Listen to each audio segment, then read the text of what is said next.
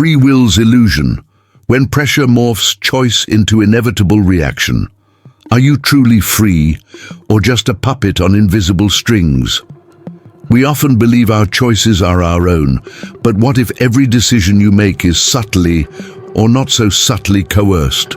This video will expose the shocking truth behind how external pressures warp your perception of choice into a predetermined reaction.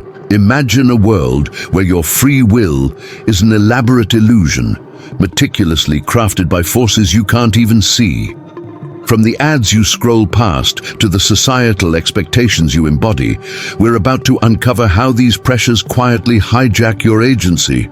Get ready to question everything you thought you knew about personal choice. Free will feels natural. Most people don't question it. Choices feel personal, intentional, and owned. But psychology suggests something more uncomfortable. Choice doesn't disappear under pressure, it changes shape. In calm conditions, decision-making feels open. Options appear visible. Reflection feels possible. Under pressure, that openness narrows. The brain doesn't ask, "What do I want?" It asks what reduces discomfort fastest. This is where free will begins to feel like an illusion. Pressure doesn't arrive all at once. It accumulates quietly.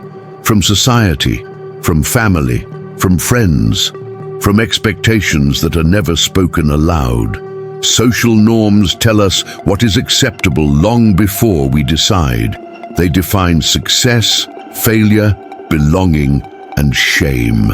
Choosing against them doesn't feel neutral. It feels risky. Psychologically, risk activates stress responses.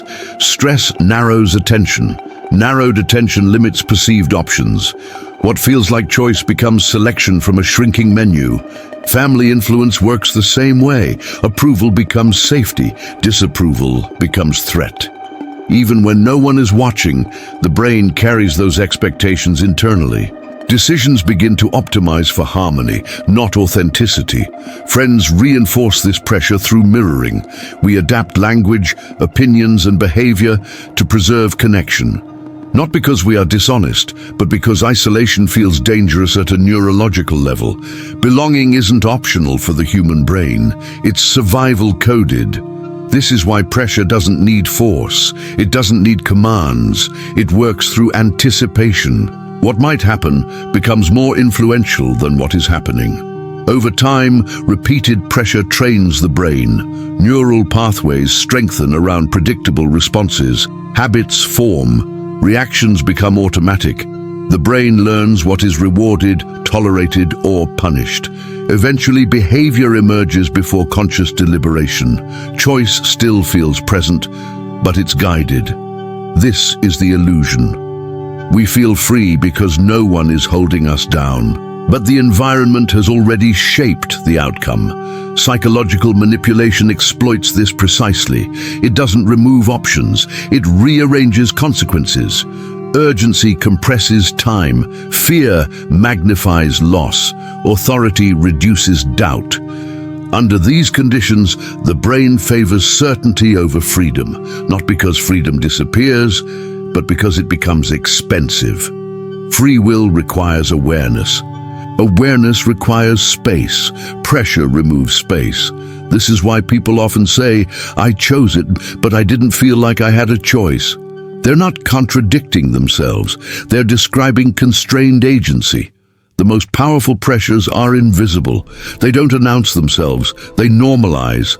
By the time resistance appears, the behavior already feels like identity. This doesn't mean free will is fake. It means it's conditional. Free will doesn't vanish under pressure. It becomes harder to access. The uncomfortable realization is this: many of our choices aren't taken from us. They're shaped until alternatives no longer feel viable. And the final question isn't whether we are free. It's how often we notice when pressure is choosing for us.